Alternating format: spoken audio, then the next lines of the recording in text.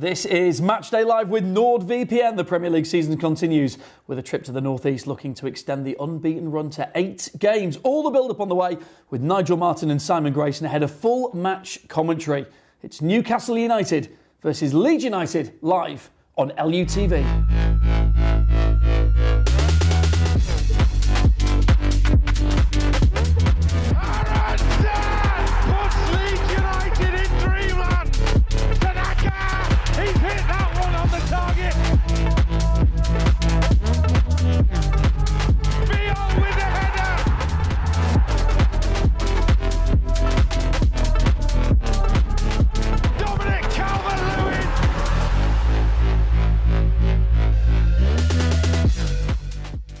So yes, good evening and welcome to this 8:15 kickoff. All the action for you here on LUTV. Commentary coming up with Bryn Law and Tony DeRigo. We're live from Elland Road, the last destination for Manchester United managers. And joining us, Simon Grayson and Nigel Martyn. Great to have you both here in the studio. Another big match. I feel like I'm spending more time with you two than family members at the moment, but it's another game that's come around quickly. Yeah, it is. A lot of this run of fixtures are coming sort of thick and fast. Obviously, the weekend comes again, FA Cup on Sunday, but it's a big game tonight. Last game of the Premier League fixtures where we've been on an incredible run, undefeated. Let's hope we end up with another positive result again tonight. Yeah, because it's another day we can start the day saying Leeds are still on this undefeated run, which just rolls on. And on, Nigel. Absolutely, and all credit goes to Daniel Farke and the lads, really. You know, they're the ones that have produced the goods out on the pitch, and we're all smiling at the moment. Yeah, well, it's a freezing day up in the northeast. I assume if it's freezing here, it's flipping freezing up there. So it's going to be a cold one, but a really big chance in store. And given, again, another point we got at the weekend, West Ham losing last night to Nottingham Forest, who of course climbed closer to us, but that gap is still 8 points there, Simon. It's pretty significant, isn't it? Well, it is, and then you throw into the mix a lot of turmoil that's going off at West Ham. The players don't seem to be producing performances. The fans are negative with the owners and the board.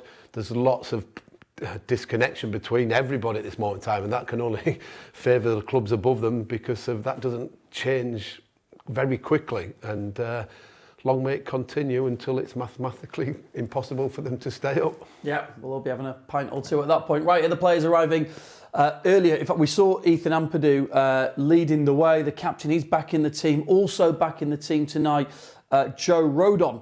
So Sebastian Bornau drops to the bench. Also Noah Okafor on the bench as well. Those two players back in. Significant in a big game like the one tonight. Yeah, big players for a big game. Ethan obviously will have been disappointed to have missed the Man United game. He'll be chomping at the bit tonight to put in a captain's performance. And Joe Rodon, I mean, they really had to drag him off the pitch with his injury, and it's taken a very short space of time before he's declared himself fit to go back on. So fair play to him. Yeah, well, we see the team arriving there. They'll just be, I guess, just full of confidence. I mean, you look at this game as a game. Newcastle are a really good team, aren't they? Their away form slightly let them down so far this season. Their home form's been really strong. But when you look at their starting 11, a really strong Premier League established and now silverware winning, they can say for the first time in a while team. It's a really tough challenge. It is a really tough challenge after a real tough schedule as well. But there's no better form going into it, and the lads are doing it at this moment in time. The players are sort of full of confidence. Daniel's smiling, he's happy, he's sort of enjoying where we are. 6 weeks ago, I don't think he was smiling as much, but you've got to enjoy these moments when they're going well. So I think the players will be looking forward to this challenge. Newcastle are a strong team. When you look at some of their players, full of internationals right the way through it, attacking force, got plenty of good options. This is a tough test, and if we can come through this tonight and still be undefeated, it has been an unbelievable run of results and performance tonight as well. Yeah, just taking a look at that starting 11.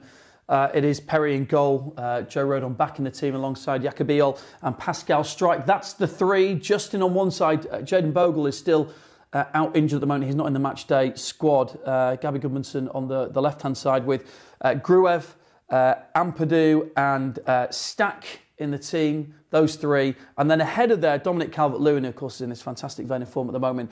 And Brendan Aronson, back from his goal-scoring exploits at the weekend.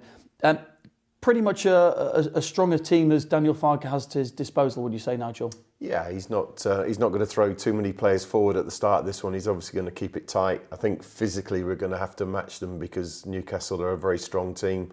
They close down all over the pitch really quickly. So, you know, passing's got to be on point tonight as well. That's something we've got to make sure we do right.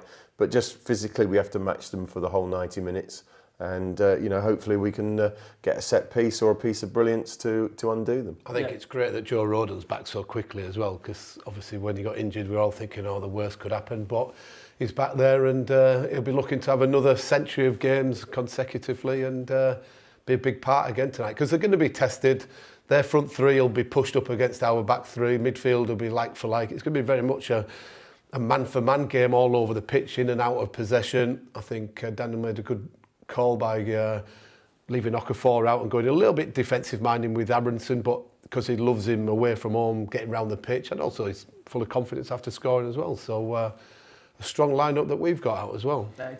Looks like a filthy night up there, doesn't it? I mean, it is so cold as well. Nigel, we were just chatting before, weren't we? That's for goalkeepers on a night like that.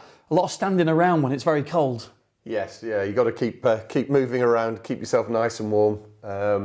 Hopefully he does have a cold evening and doesn't have too much to do and can just jog around. But, you know, the chances are he's going to have bits to do, and let's hope he does them well. Simon, we saw Daniel Farke coming in, and you mentioned about them being in a good run of form. It must just totally change the dynamic of a team when you're going into games thinking, we're not going to get beaten here, we're going to go and we're going to pick up points. You know, when you do that and you actually back it up by getting those points, it must just change the whole feel around the place. Yeah, look, it's a lot easier than going into games when you're off the back of defeats, believe me. The confidence levels, as a manager, you don't have to pass on as much information because players are naturally doing it. They're buying into everything that's being done over the last 7 or 8 weeks as well. So, yeah, but I think with Daniel, how he is, he's very sort of level-headed. He's not getting carried away, and he'll be having the same routine of what they do on a morning, what they do in the afternoons, the meetings that they have, the preparation that they have.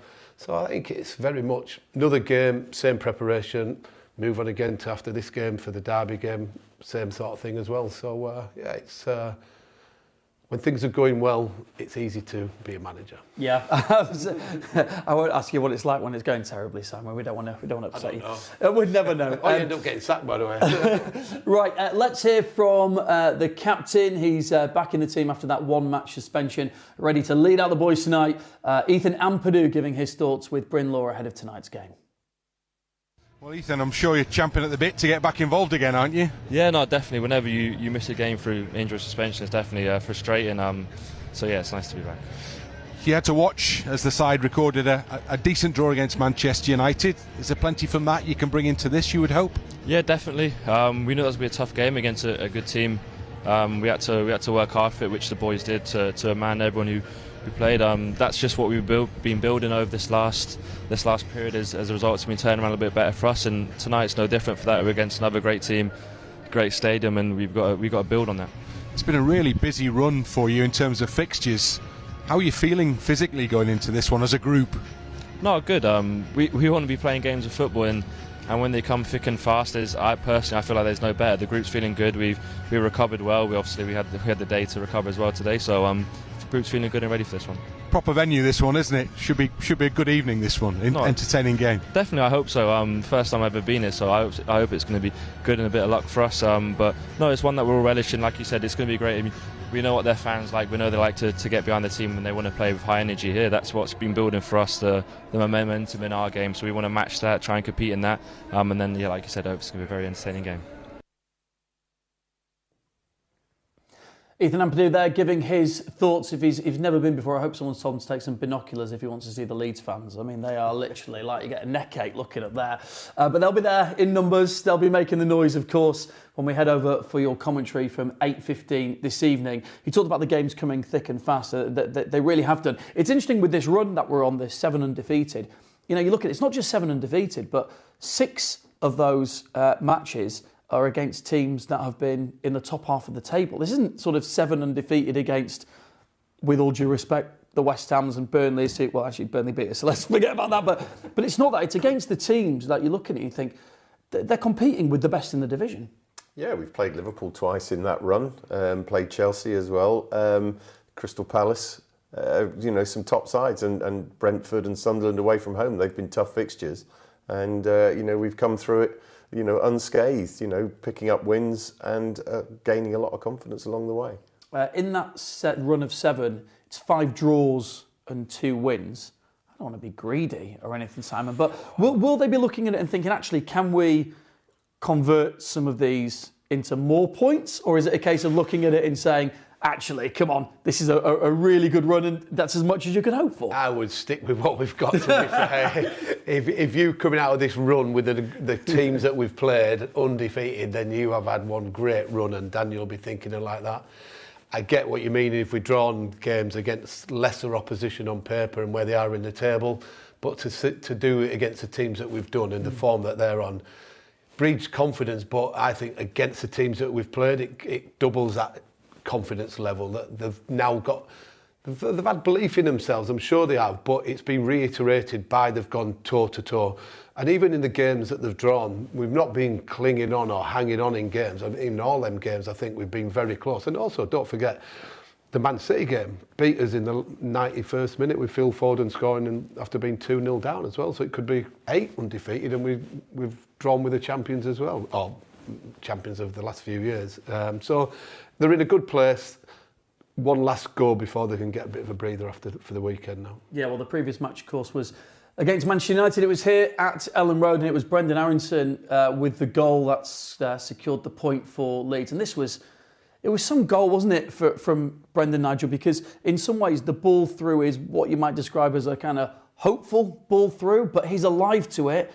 And as we've seen in recent games, he's contributing, and this time it was an important goal. Yeah, I'm sure Pascal will say he spotted the run, but it was more of a, you know, getting it cleared more than anything, but putting it into a good area. And Brendan Aronson, he chases everything, doesn't he? And you know, when the ball starts going through, I'm sure he doesn't initially think he's going to get onto the end of it, but he does get onto the end of it. You know, and that's his willingness to run in behind. And it was a very cool finish. Got his body across the defender. That was vital, and you know, a lovely left foot finish across the keeper. I think he's the only player that scores that goal in our team, because I don't think many other midfield players or Okafor runs the channel and makes a run in the first place to get onto it. And by doing that with his enthusiasm and desire, he gives himself the opportunity to have an opportunity. And there's been many times he's been criticised for his end product and assists or finishing that opportunity, but he made the goal for himself by having the demands of running through and the composure to finish it, and full credit to him. What role do you think he's going to be playing tonight? Is it alongside Dominic Calvert-Lewin? Is it slightly deeper in support of him? I think they'll go like with a box in the midfield area. So I think Ethan will play alongside Gurev as 2 real holding midfield players.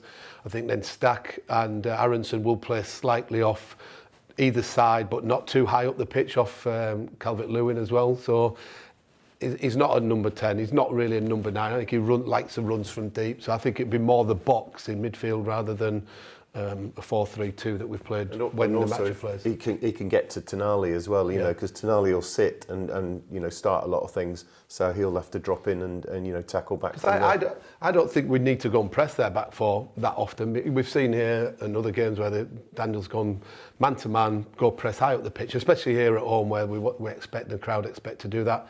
I think you can be really solid with that box in the midfield, let the centre-backs have it, because most of the time the worst players on the pitch are centre-backs. You do not need Tonali or Guimaraes or Joe Linton getting on the ball in free areas. So I think let the centre-backs have it and try and break us down. OK, you're having a go at centre-backs. I said Pascal's ball was a hopeful one. We should quit whilst we're ahead here before we upset the whole centre-back fraternity. Right, let's cross to our commentary team. He'll be bringing you all the action, like I say, in just over 15 minutes' time. But let's get the thoughts pre-match of Bryn Law and Tony DeRigo. It's a pretty chilly night here in Newcastle. You won't be surprised by that. But we have some team news that maybe you will be surprised by, because... well, not so much Ampadu, because he's back in, but Rodon. I mean, that's certainly a surprise. So Okafor and Bornau, they drop out. So interesting, we haven't now got 2 up top either, so how Aronson fits into that will be interesting, whether he can float around and fill the gaps. But Joe Rodon back in, I think it's a big bonus. Seb Bornau has done well in that fill-in role, hasn't he, in the last couple of matches? No, absolutely, and the players that come in have done extremely well, but of course it's been very physical, and you looked at some of those players and think, wow, physically you're kind of getting to the end there. There was some cramp with some of the players as well, and Bornau was one of those, been superb, played really well, but another game, I think that may have been a game too far. Is the physical element of this game a challenge collectively, perhaps, for Leeds after the programme they've had in the last few days? It is. It's been some tough games. A lot of running around as well. If you look at Anfield, defensively we were superb, but the shift we had to put in physically was really demanding. And I thought you saw against Manchester United us just slightly below physically. And now, of course, a few days later, here we are at St James's Park. We're going to have to go again. Well, that's it. We definitely anticipate that will be the case, don't we? It is, and it's going to be a raucous crowd. We know that. Newcastle clearly are improving. They're playing better. However, we've obviously gone to Anfield and got a point. Sunderland, who haven't lost, got a point there as well. Beaten some good teams. So we should be coming here again saying, you know what, let's give it a right good go. Let's give it a right good go. That's an excellent way to finish our little conversation, I think. Right then, let's take a look at the last time these two teams met. It was the back end of August, slightly warmer than now, and played out a 0-0 draw there. In fact, until that Liverpool game, that was the last clean sheet we had, August the 31st. Bit of a strange time that game. It wasn't the best game in the world, but also they were going through that whole Isak situation. Bit of a strange time for Eddie Howe. Did we take much from that game, Simon? I think it was a difficult time to play Newcastle off and Newcastle to play because they didn't, like you said, they're going to have lots of changes. You're still settling in after pre-season, every team, when you start that first month of the season. So gets a team that of Champions League, did really well last year, a point at home, isn't a bad result. Just wish we'd had a clean sheet since then. I know we did Liverpool one, but a bit quicker before then. But yeah, we were still bedding in, we're still getting to terms with it all, and we didn't get beat, which was a big thing. Yeah, and it's strange, isn't it? We played Liverpool twice in quick succession, and then this one feels like an absolute age ago. So you can't really take too much from it, can you? No, and form has changed. Across those games in between. We were gone through a bit of a low spell, and now we're out of that, and full of confidence. But also Newcastle as well have come, got some home wins of late, beating Palace the other night, so they'll have confidence. They'll be coming out the traps really quickly tonight, I think. I think we're going to really have to be on it from the first 20 minutes, certainly, and try and keep a clean sheet for that first 20 minutes will be important. Yeah, certainly Newcastle's home form is where they've excelled this season. The away form has let them down slightly. Unbeaten in 7 at home, scored at least 2 in each of those. So they are, free scoring at home. And actually, Bryn mentioned it to Ethan as well. It's a great stadium there, isn't it? And the fans, it reminds me of, Leeds fans in Elland Road. Proper good football stadium, proper good fans as well, and they're going to be right up for it. I think it was always one of them grounds when we played. It was a great place to go and play. Even without the big stadium, stand there now.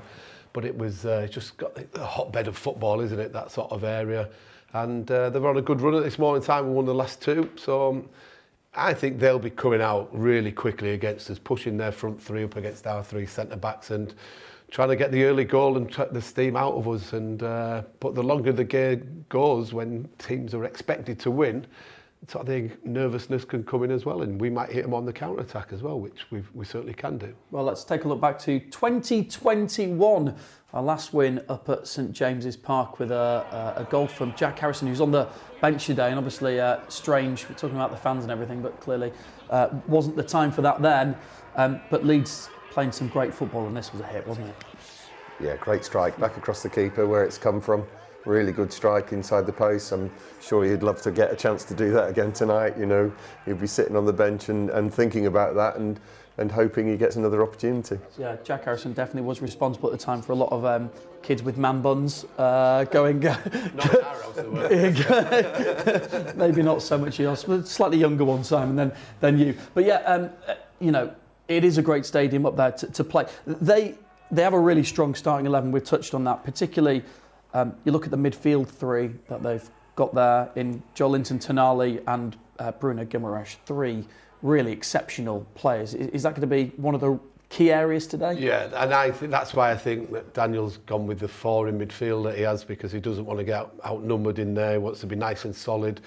Tonali can run the show at times. Guimaraes can find a pass, and Joelinton has He's plays anywhere, to be fair. He'll play as a 10 or attacking midfield player, but he's played as a centre forward, he's played off the sides. He's a big 6'3" lad who'll get in the box, set pieces as well. So that's a real key area, and you can see why Daniel's gone with the 4 in midfield tonight. That I think he'll play. Yeah, from a defensive point of view, Nigel, Voltemade up front, who's had a pretty good season, a disastrous moment in the Weartine derby for him, and which was, a nightmare for him to score the own goal for Sunderland to win it. But how do you go about defending against them? They're pretty good aerially, they're strong, no Dan Burn in the team, but still they've got good set-piece defenders who get up there as well, and Voltemade's a handful. He is, but we've got Biel, haven't we, who's just as tall or close to just as tall, and that was always the case. I mean, back in the day we had David Weatherall marking Duncan Ferguson, that sort of thing. You'd go and put somebody, on them and say, right, that's your responsibility today. You stop out, him winning headers in our box, please, and that's his job to do. OK, let's hear from the Leeds United manager Daniel Farke, who's been chatting ahead of this game, insisting this will be a tough challenge for the team. For me, also one of the top teams in this league. Eddie Howe is doing overall a fantastic job. So they have qualified for Europe, for important competition, and it's very often then once you qualify for a top competition, like for example the Champions League, then if you do this for the first time, and then it's always difficult to have the same standard then really with unbelievable consistency. Also in the league, just Real Madrid, Bayern Munich, and all the teams who are used to play always on Champions League level are capable to handle this, especially once you do it for the first or second time. It's quite normal. I think that in the league you could struggle a little bit with consistency, but this is also like speaking about fine margins. So for me, there are also contenders to fight for Europe, also in the league again, to fight even for the Champions League again. Back-to-back wins, very impressive home record, top players, a top coach. So for me, it's one of the big names in this league and one of the top sides, and they have all chances also to finish in a very similar position to where they finished last season. But with all this respect and all the praise, we won't make it easy on Wednesday. We want to go there, and we know what a difficult place Newcastle is to go there. They are there with a very impressive home record, but we are also in a good shape, and we travel also there with good confidence and want to be again difficult to play against. Very competitive team, still a team who always plays with lots of physicality, lots of intensity, high tempo in their game, high quality players also in their offense, and also addition in the offense with a German fella, Nick Voltemade, who had an impressive start to life here on Premier League level. So for me, really a top side, and especially Newcastle in a home game, they always seem to play even more competitive and with highest intensity. So it will definitely be a difficult task, but we've shown also that in difficult surroundings we are capable to deliver performance, and if we deliver a performance, then we have a chance also to win points wherever we go. There you go, the thoughts of the Leeds United manager Daniel Farke, very complimentary about Newcastle. You've ever been sat in a press conference and thought, I'm not going to be complimentary about the opposition team today? It's sort of... Many a time. but he's right, really good team, and in Eddie Howe, a very good manager as well. Look, it's been outstanding, to be fair, since he's beaten Newcastle, and obviously previously he'd got that reputation as well, and not so long ago he's been linked with the England job, and I'm sure over the next few years he'll still be linked with that, and maybe other bigger jobs. I'm not saying there's too many bigger jobs than Newcastle, but he's done a really good job. Got a good squad together, got strength in depth, challenging again for Europe and Champions League this year. So a huge amount of credit to Eddie. Yeah. Tonight, Nigel, how's this game going to pan out? You would have thought Newcastle are going to come straight out the blocks and hopefully hit us as hard as they possibly can. Is it a case of, as we've seen in a couple of the games recently, maybe soaking up some pressure, seeing where we are, getting to half-time, assessing the game from there? Is that going to be the kind of game plan? I think so. I think Newcastle will be sent out, straight out the traps. I think Eddie will be wanting to try and get 1 or 2 goals up and have a comfortable night. We've got to make it difficult. We've got to get in amongst them. We've got to get our tackles in. We've got to stay with our runners. We've got to try and get our wing backs forward as much as possible and keep pushing them back, because if our wing backs get pushed back and we sort of fall back into a back five, there's going to be a lot of pressure on the edge of our box. I think one big thing as well is that we've got to make sure we keep the ball. We don't overturn possession too easily, because if we do that, it'll be wave after a wave after attack. The crowd will be behind them all the time. If we take the sting out of them and keep the ball, it sort of nullifies the crowd and obviously stops the opposition from having a chance of getting shots on target and causing any problems. So it's important that we're really good with the ball tonight. Don't have to be going forward all the time, but just taking the sting out of the game and managing the game. Yeah, and in terms of seeing where they might be later on in the game, that bench is loaded with potential game changers in there, maybe game winners or someone who can go and get a goal if it hasn't happened in an early stage. Nemec's there, Okafor's there, Piro's there. Okafor played there a couple of years ago in a win for AC Milan, so he knows the stadium. He'll want to get on that pitch and make an impact. But there are players there who we've seen recently contribute once they've come on. Yeah, the bench has been doing very well in recent games, coming on, assisting, getting goals, and that's important going forward. They want to get their chance to say to Daniel, I want to start games more than be coming off the bench, and that's how you do it, by performing when you get the opportunity. Simon, for you, how's this game going to pan out? We've got to make sure, as we've been saying, that we keep it tight, we don't concede. Look, we'll all take a 0-0 boring draw, to be fair, at this moment in time. Well, I would. I don't know what you two think. Wait to sell the game there, Simon. I'm a manager, I'm not the players are getting ready to come out, led by Ethan Ampadu, who will, of course, give that boost to the team. Let's get some score predictions, guys. You've already floated the idea of a really thrilling 0-0 there, Sam. Is that what you're going with from a score prediction point of view? I will do, yeah. I'll stick with what I've said. Hopefully it's the worst game in the world and we draw 0-0 or win it 1-0. But fine. I'll go with the draw. We'll go with the line 8 unbeaten if that happens, rather than a boring 0-0 draw, but that's okay. And Nigel, for you, what's the score going to be here today? I'm going to go 1-1. I think we'll score from a set piece, but it's going to be difficult to keep a clean sheet there tonight. Hopefully the boys can do it. OK, well, they are about to head out through the tunnel, so we will head to our commentary team. I imagine Bryn Law and Tony Dorigo are sat there both with a blanket and a hot cup of something, huddled up together, ready to give you the commentary on this match. It's nearly time for kickoff. It's Leeds United up at Newcastle United. Enjoy the match. Thanks, Rich. No blanket, but it's fair to say plenty of layers, because, yes, it's pretty cold up here. We've travelled a little distance up the A1, 90 minutes or so drive, and it's not got any warmer on our way, let's put it that way. We have no snow. Plenty of other parts of the UK have been blanketed. This part hasn't, Leeds hasn't. So whilst it's been cold and icy, we haven't had any of the white stuff yet. The pitch looks absolutely perfect. And the stadium is, as you would expect, full to the rafters. Quite a spectacle as the two teams come out with a huge new